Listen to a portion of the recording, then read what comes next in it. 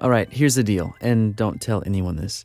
For the month of September, if you come to the Yazoo Brewing Company's tap room in Nashville, Tennessee, the Athens of the South, and you pull out your phone and show a bartender there that you are subscribed to Neighbors, this podcast, you'll get your first pint for $1. Subscribe in line for all I care, and while you're sipping a nice dark Dos Perros or Gerst Amber Ale, or perhaps their smoky beer named Sue, you can listen to Neighbors and merrily tell all the people around you about it. Yazoo is a proud supporter of all neighbors everywhere, sharing stories over a pint.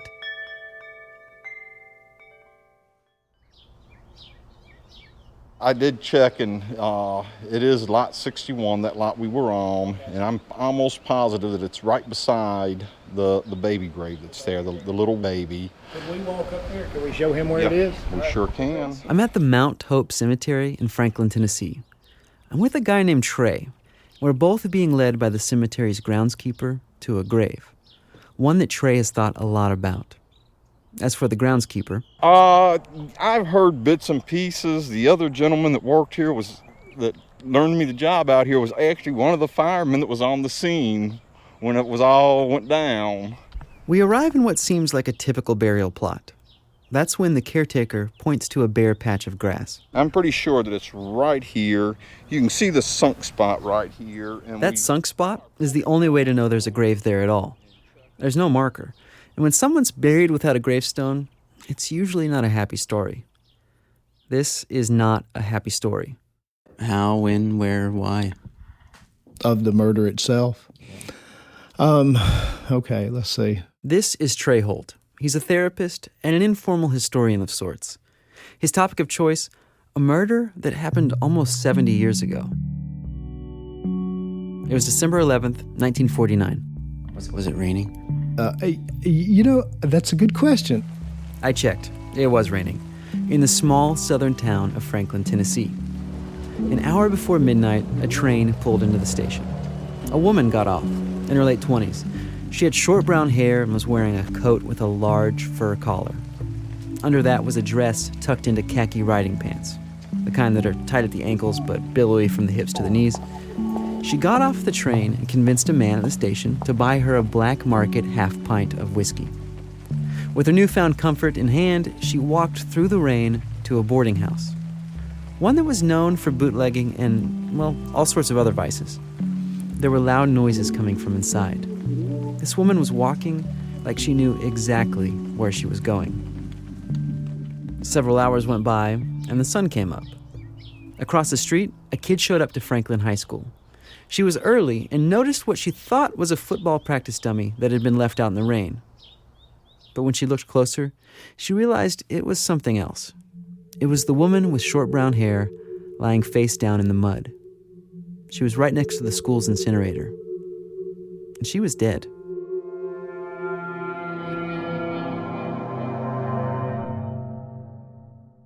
Even though this murder was 70 years ago, Trey still thinks about it a lot. He's done research, he's written a historical fiction novel based around the murder, and is interested in the victim's grave. My first question for you is, why do you care? That's a complicated question. I don't like anything being left behind. And I think that this lady is somebody that has been, I guess, left behind. And I think that I have in some way felt it my mission to make sure she's not forever left behind. I'm Jacob Lewis, and from Nashville Public Radio, you're listening to Neighbors, a show about what connects us. Today, we hear the story of a man who wants to give a victim the remembrance he thinks she deserves.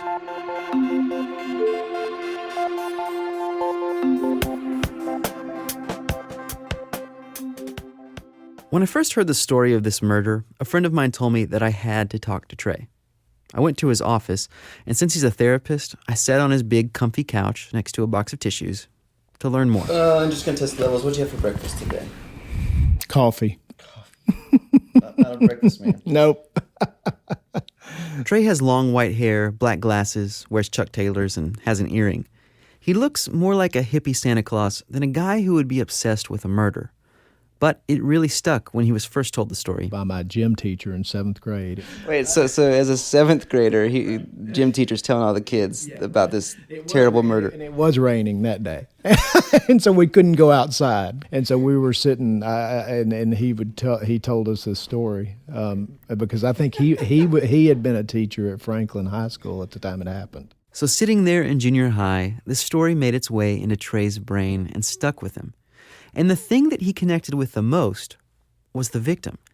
That's because although Trey and his family are doing fine now, his mother's family wasn't very well off when she was growing up. They were just very poor people and just had nothing, no social importance. And that's what it's always seemed to me that this lady had as well. Like, I don't even know how many people know she's there. By there, Trey means the unmarked grave. It's in the back corner of the cemetery next to a Sonic drive-in.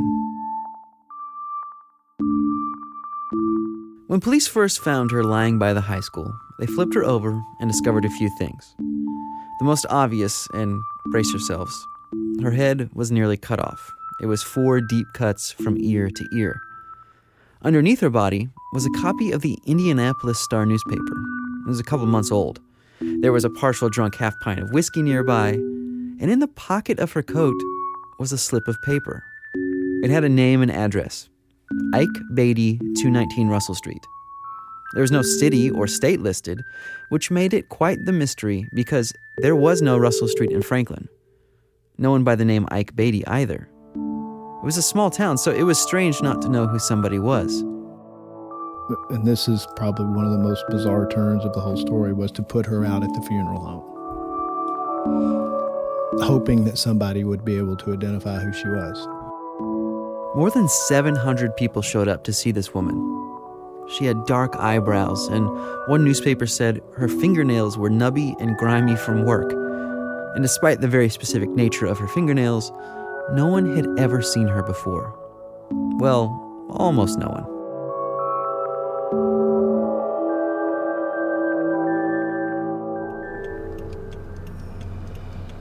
Trey and I went down to where the old high school had been to get into the detective's frame of mind. Unfortunately, it was torn down just the week before. So I don't know if they will run us off because they obviously have a fence up here. I get run off all the time, so. Do you? Yeah.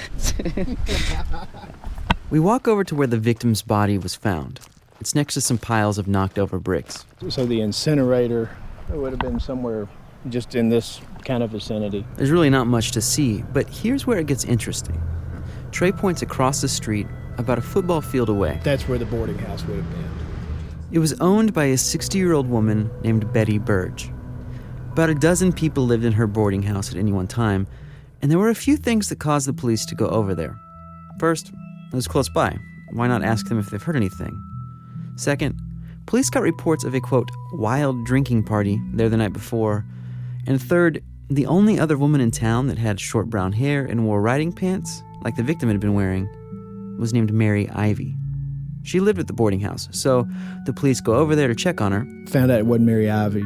She's alive. And also noticed that there was something strange about one of the windows in the boarding house, in the lobby. It had been cleaned. That was compared to the other window. I guess it was on the same wall. A detective walked over to this window and found blood in between the pane and the sash. There was some more in the cracks of the floorboards, and Betty assured him not to worry about this because her son Sherman worked at a slaughterhouse.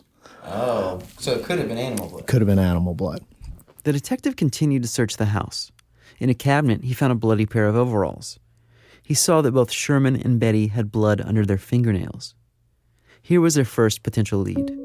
In 1949, they could figure out if that blood was from an animal, like, say, a hog from a slaughterhouse, or a human. So the overalls were sent to Nashville. They were told they'd have the results the next day. Meanwhile, the police got a lead on the address in the victim's pocket, 219 Russell Street. A local reporter said he knew of an Isaac Beatty on a Russell Street in a town 60 miles away, Portland, Tennessee. The police showed up with a photograph of the victim. They showed it to Ike, which is short for Isaac, and the rest of his family. And they knew who she was.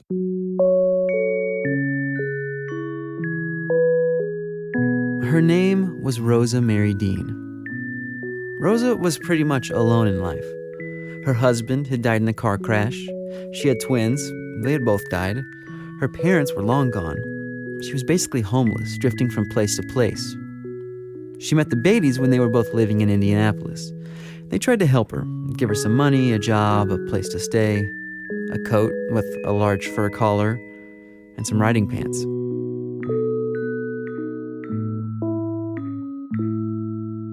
Evidently, from what I understand in my reading, she had come through Portland that night on the train.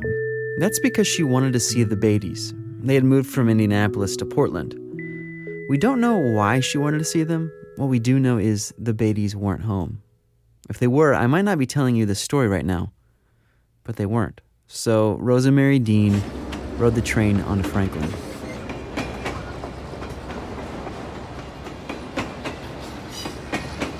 The question is, why Franklin?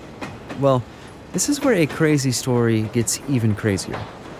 The police asked the Beatties if Rosa Mary Dean ever said anything that might be relevant to her murder. They said that she once told them if she ever needed money, she knew exactly where to get it.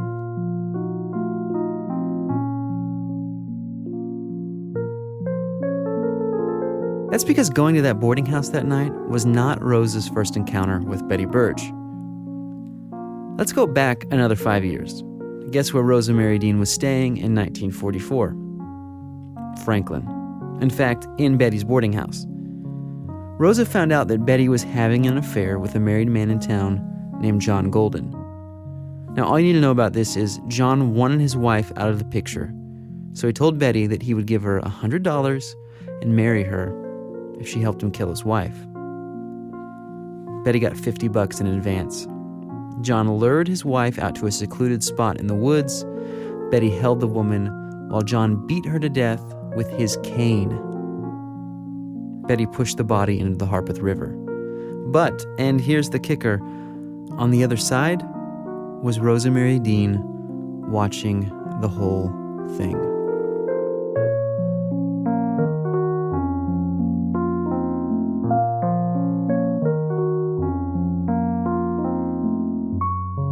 John was convicted for the murder. During the investigation, he confessed. He even took police to the scene of the crime with Betty there and explained in graphic detail how Betty helped. He pointed out footprints in the mud that her shoes fit into perfectly. John's testimony was thrown out, though, because he was already a convicted felon. And Betty, she had around a dozen people at the boarding house who confirmed that she was taking care of her mother at the time. It seemed Betty got away with murder. So back to that night in 1949. Just a couple weeks before Christmas. It was raining. Rosa Mary Dean burst into Betty's boarding house demanding money, or else she was going to tell the police what she saw her and John Golden do that day across the river. I mean, it's a good chance that's not going to end well. Yeah. I mean, if they already have murdered somebody. Right, exactly. And so I'm guessing she had to be pretty desperate. And also, I'm just going to tell you this now, the police got the results from the blood test. It was from a human. What happened next to Rosa, we know because of a testimony from a man at the boarding house. He said he heard screaming and walked into a bedroom. He saw Rosa's body lying there in a puddle of blood. Sherman Burge was standing next to it. Betty was sitting in a rocking chair. The man said he asked Sherman what happened, and Sherman said, and I'm quoting here, "I killed her. This woman came up here demanding money of my mother, and she said she would go to the sheriff and tell him what she knew of the John Golden case." So Sherman sliced her throat several times from ear to ear. The police commented on the expert fashion in which the cuts were made. Then Sherman held a knife to this man's throat and forced him to help carry the body across the street. He told the man that if he ever told anyone, he would end up just like Rosa Mary Dean.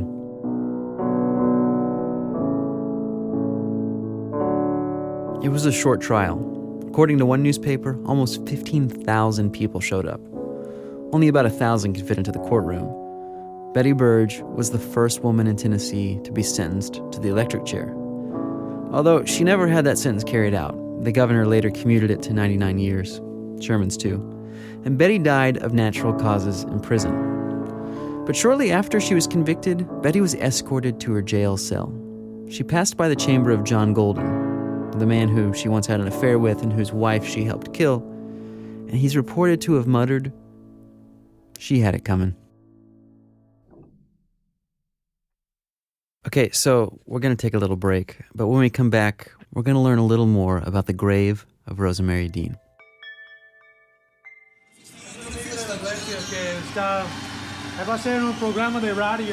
This episode of Neighbors is brought to you by Baja Burrito. Doing it the hard way since Y2K. The owner, Troy, took me back to see where the magic happens. Roasting tomatoes for the salsa there. Everything's cooked on the grill here. What's in these giant pots? Pots is beans. That's a lot of beans, my A lot friend. of beans, oh yeah. Okay, and then we got this chicken grilling. Like that. I gotta say, man, this is a beautiful spread. Baja Burrito, Thank a you. Nashville staple located in the Berry Hill neighborhood. Awesome. So you'll talk to him, but come here and I'll Okay. show you. And I'm going to tell you a little something. Well, this story is associated with this building. This is Mary Pierce. She's the executive director of the Heritage Foundation of Franklin and Williamson County. And she's really hospitable. Can you think better with peach cobbler or a little piece of cheesecake? We're in what is called the old jail. Apparently there's another building already called the old jail, so we're in the old jail. It was recently renovated to be the Heritage Foundation's offices. So is this an original door, or is this put in here?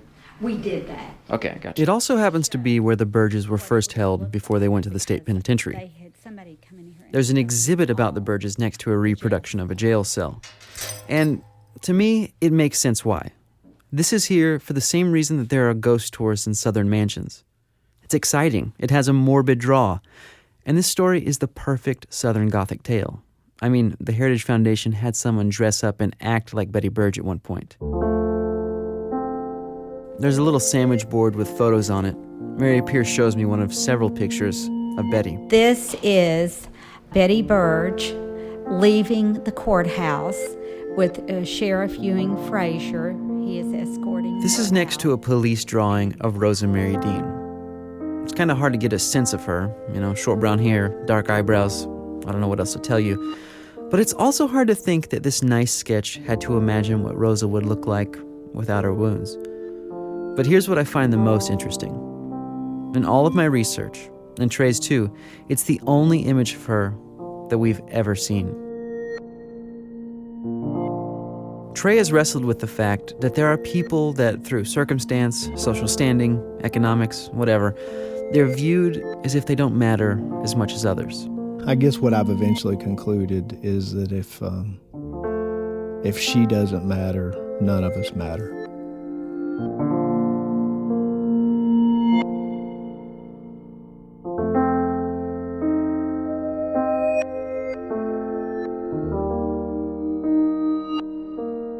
So since Rosa's family never claimed her body and almost 7 decades have passed, Trey has taken it upon himself to get her a headstone. There's just a little problem. No one really knows which grave is hers, including the caretaker of the cemetery. My name's Jim Richardson. I've been the caretaker here now for about 23 years. Like I said, it's a nice place to work. Trey chimes in. It's a well-kept place. 3 out of 4 of my grandparents are here. So from the records, Jim knows which lot Rosa Mary Dean is in, but a lot, Has 15 graves on it. and this lot is unique. It's called Stranger's Row, or at least it used to be.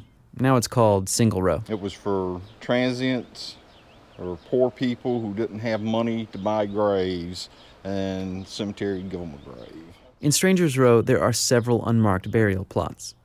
The records of who is in those graves is kind of shoddy, so they have to figure it out using a piece of metal called a sounding rod. It's just a steel rod with a point on it with a T-handle. So this is how this works.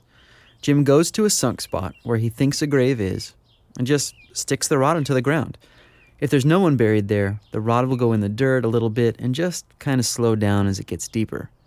If there's a nice vault and casket there, It'll kind of be a thud. but in the case of someone like Rosa Mary Dean, you'd get a different result. People that were interned, that were poor or what have you, they were usually buried in pine boxes.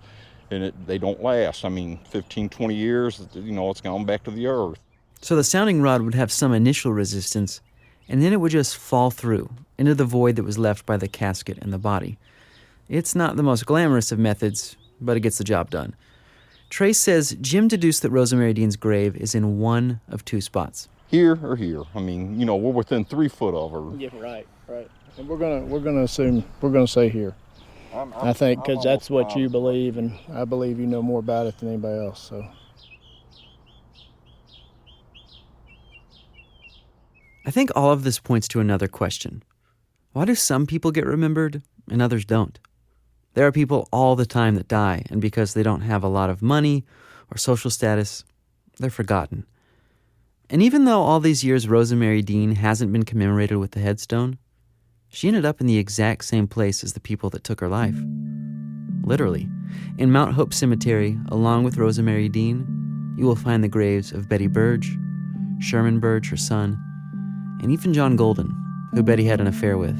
Whatever you believe about whatever this is or whatever is after this or whatever came before this, everybody matters equally, no matter what we do.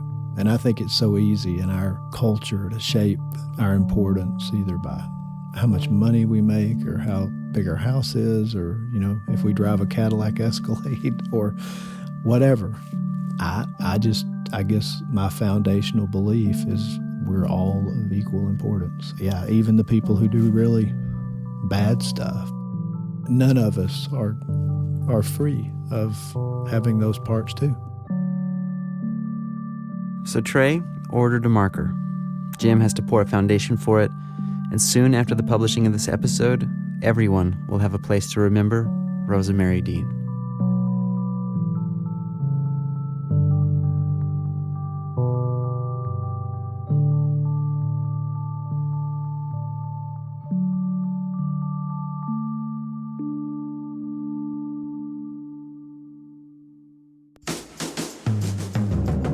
Neighbors is from Nashville Public Radio and produced by me, Jacob Lewis, with production assistance from Bailey Robbins. This story was edited by Emily Seiner, Mac Linebaugh, and Anita Bug. Music by Poddington Bear, and this song by Dan Burns. If you like Neighbors, I'd love it if you left a review in iTunes. I like reading them, and it helps other people find the show. Neighbors is a proud and founding member of The Herd, an audio collective of producers from all over the place. One of those producers makes a show called Arrivals. Check out a recent episode about a government secret and how it affected one family for generations. I definitely remember just collapsing to the ground, and I cried very intensely for a while because you anticipate this time coming, you anticipate it, but until it's actually in the room with you, you never know what it's really going to be like. To learn more about all the shows in The Herd, visit theherdradio.com. That's HEARD. Thanks for listening. I'm Jacob Lewis, and I'm reminding you to get to know your neighbors.